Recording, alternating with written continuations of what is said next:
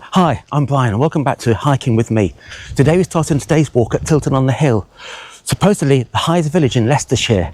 We're going to go on a walk, visiting disused train lines, going over villages, going up to Whatborough Hill and visiting Tilton Pile Trig Point. But first of all, we're going to go to the church at Tilton on the Hill and we're going to be walking past the Rose and Crown pub that we'll be visiting at the end. So let's see how we get on.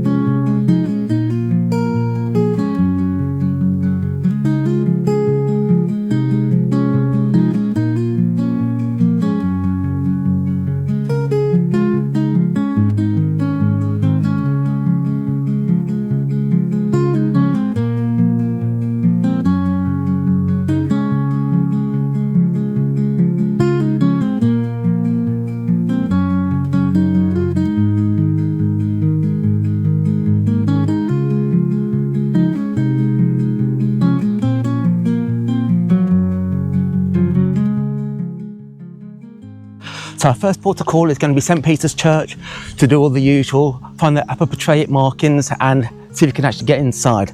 Probably won't be able to, but let's look for the markings first. Looks like we've got the remains of an old cross here. Looks like it's seen better days. Usually got some inscriptions on here, but there's nothing on this. Probably got it completely wrong. Oh, that's another benchmark found. This one on St Peter's Church in Tilton on the Hill. So like I said, I don't know how many I've actually got so far, but we've got to be in the 50s by now. So that's just on the corner where you got the clock tower. Looks like they've got a new clock as well. There's a nice finding that benchmark on there. Thought it actually would have probably been gone by now because all the stonework's crumbling away. So to actually still see it there, it's actually quite a miracle. Oh, as you leave the church, you head down Main Street and we came across a sign that says, well, a road sign that says the Old Granary. I wonder what the history is behind this. I wonder if there used to be an old granary here or mill or something like that. So you got the Old Granary, probably up there. I'll have to have a look at my map, have a little look. But once you've gone past the Old Granary sign, carrying down, then you pick up Lodington Road and you turn left at the bottom here. As you go down Lodington Road, you'll come to, I don't know what this village is called. Steve is standing in the way and the son's in the way. Shepherd's House. In fact, just thought I'd let you know, I'm with Steve again today. He's decided to come out. So once you get to Shepherd's House, we're back on the Mid-Shires Way again. And we head over here somewhere. As you can see, it's a lovely sunny day. Can't see a thing. Once you've been across the field and round yourself around the farmyard, you'll come to a gate that says wildlife area and it's got the way marker. You just go through the gate and just head on down. So you go through the gate, like if you carried on, you'd be going to a nice farmhouse up there, but you carry on straight down there. And we're going to leave the muddy footpath and there's this little bridge here. I'm hoping this is the right way. You know what my map reading's like, and we're going over this little stream. Not so little now. Actually, it looks quite muddy over there. This is slippy, isn't it? So I don't know which way we go now, but I think don't know if this is flooded, but it's also very boggy. I think we head up that way. After walking along that dirt track, you're coming to Skeffington Woods Road, and we're going to be turning left in, heading down there.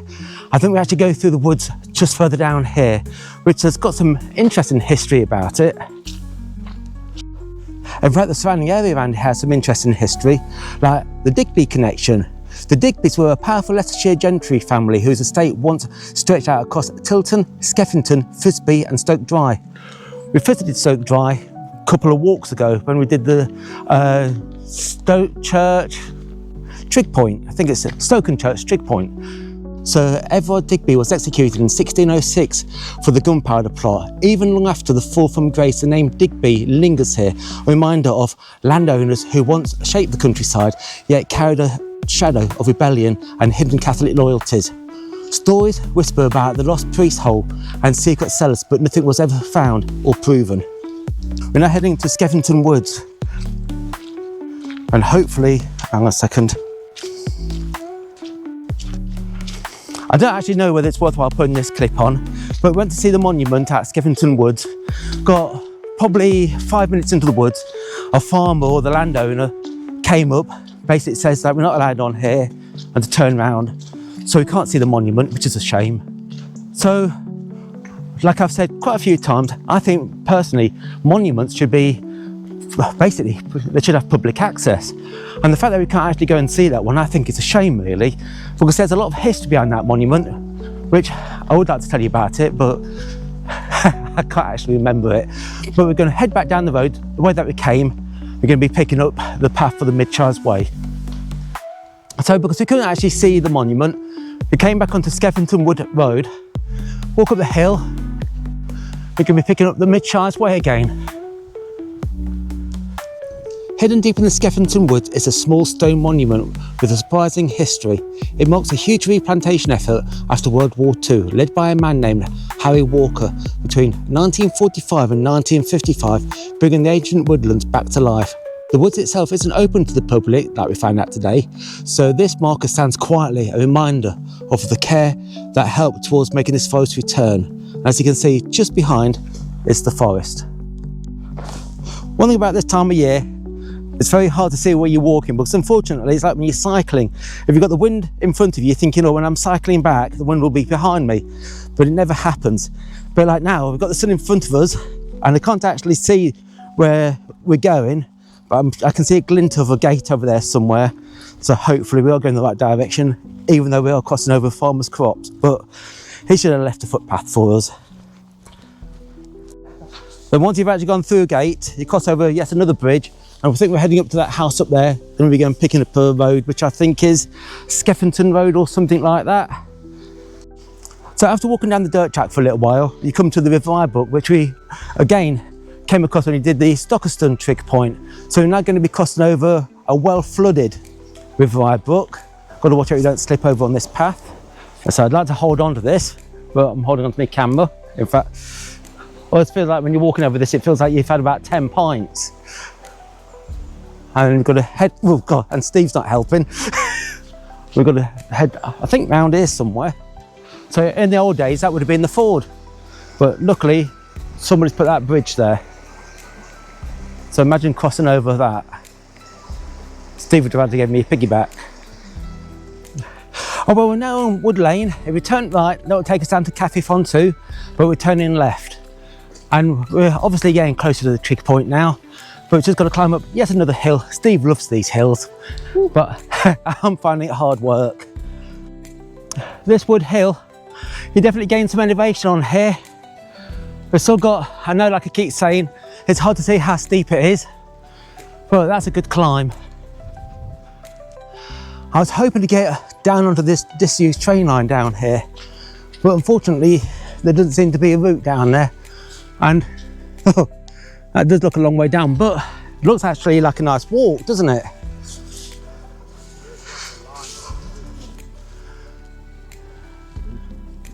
Yeah, it looks like it's used. At the end of Wood Lane, you come to a crossroads which says Tilton to your left and Lodgington to your right. We're going to turn left and head along Lodgington Road, because unfortunately we can't get along the disused train line. Hopefully we can pick it up further down here, but it's no big deal. But it would actually be nice to walk along a disused train line. I haven't done one for a little while. Well, we've managed to go onto the disused train line further down the road, but unfortunately the farmer really doesn't want to go any further. He's sort of blocked it for you, unless you want to climb over it or around it. But we're going to carry on along Lodgington Road. Going to have another attempt at getting down on the disused train line. Oh well, I think we're not going to bother. This is the dismantled Midland and Great Northern Railway joint line, once linking Leicester and Peterborough. Abandoned in the 1950s, now nature's slowly taking it back. That's a nice little gem hidden away. We've got a 3-arch bridge just down here. You watch me end up falling down or something. Would have been nice to go through that, But like I said earlier, that's a disused train line, the Peterborough to Leicester line. Okay, I'm going to read from my phone because there's a fair bit to this, so here it goes. Legend says that the hill once had another name, Howlback Hill, but the name changed after a notorious sheep stealer called Robin was due to be hung there. The tale goes that he was so tall that once hanged, his feet would have touched the ground, so his complice cut him down before the rope did its work. The image of Robin literally walking free on tiptoe stuck, giving the hill its spooky, unforgettable name. On top still sits an ancient enclosure, part of the old earthworks of the area, which lends its place a hint of deeper, much older mystery. All in all, a perfect mix of grim justice, narrow escape and forgotten history. Just the kind of stories that haunt the land. We come to another bridge that crosses over the disused train line, but we decided we're not going to walk along it because it's going to be hard work and we're going to keep walking along Loddington Road for the while. Got a little waterfall there. So this is going to be probably Loddington Waterfall. So now where an old bridge used to stand, and obviously it's not there anymore, but so we're now going under the Leicester to Peterborough Bridge. So that's a bit more up in the Tiptoe Hill just there. If we've gone up there and down the other side, we'll cut off easily a good mile.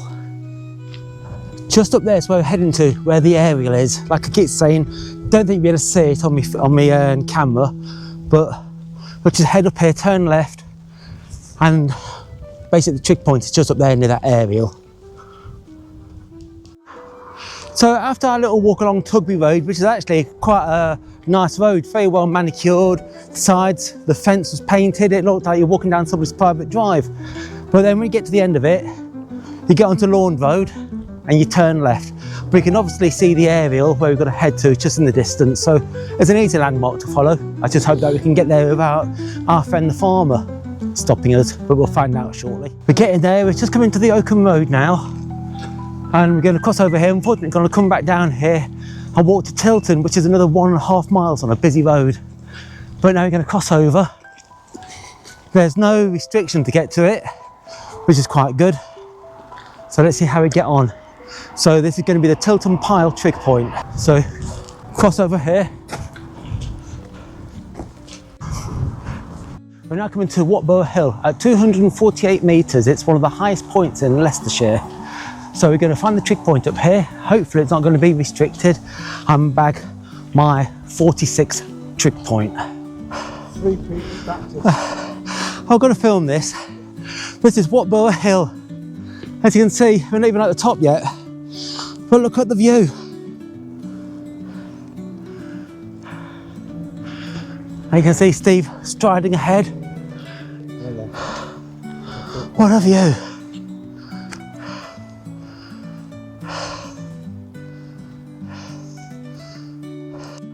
Well, if you do decide to do this trig point, you don't have to go through here, well we didn't.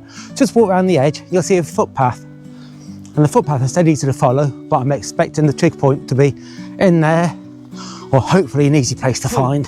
This is my 46th trig point. Whatborough Hill, this is Tilton Pile trig point. As you can see, the spider's in place. There's even got a little Ordnance Survey monument. This monument formed, like as you can see, it says a monument. There should actually be public access to all these monuments. There's a spider. Can't quite see what it is because the sun's reflecting on it, but it looks like it's BS 2966. The view is absolutely amazing. They say from here, you should be able to see Belvoir Castle, which... over there somewhere. Yeah, I can't see Belvoir Castle. I should think is Borough over there. They say on a bright day, which you can't get much brighter than this, like Belvoir Castle, it's got to be the way the shadows are going, isn't it? Yeah. Well, that's the Tilton Pile trig point that we've actually done. So that's my 46th trig point at the top of Whatborough Hill. So we're now going to head back to Tilton on the hill and go for a nice refreshing pint at the Rose and Crown pub. So we've only got about another 1.5 miles to go. So now we've bagged this, we're going to get on our travels now. So after we saw the Tilton Pile trig point, and that back down on the Oakham Road, we've got about a mile, probably a mile and a half to walk along the Oakham Road. So hopefully, it's a busy road. We don't like walking along busy roads, but unfortunately it's one of those that's got to be done. So it's just going to take on a stride and get there without hopefully being killed.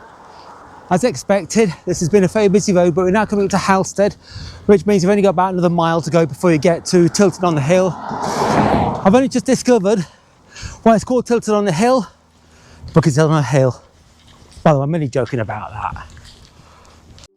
We're going to take a second look at the church to see whether we can get in or not. Doubt it, but hopefully we've stopped all that religious stuff in there. We can have a quick look round. Well, this is interesting. I didn't realise you're actually going to get in here, so I don't know what I'm looking at. But that's interesting, with a lion at his feet. Obviously a knight. In fact, it's got just here.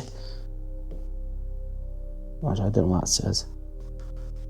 But there's a load of these around here. That's a nice little Christmas tree decoration.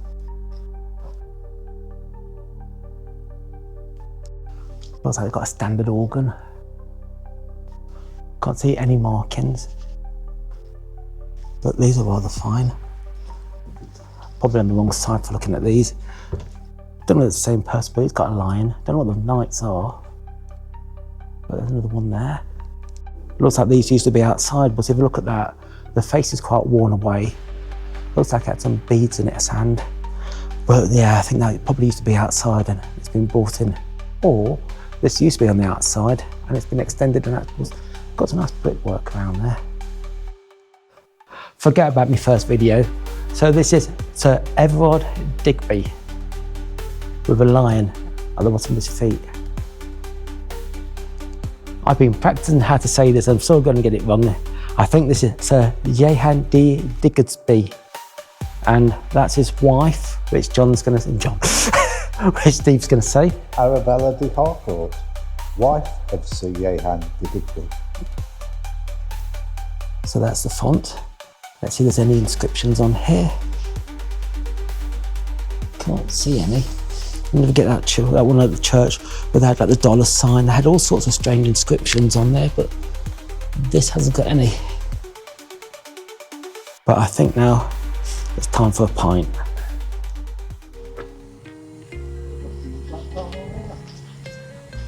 Take it, that's 1 o'clock. Yeah.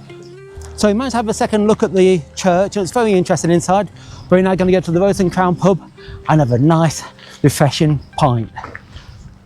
So that's my 46 Trig Walk done. We've covered just over 10 miles.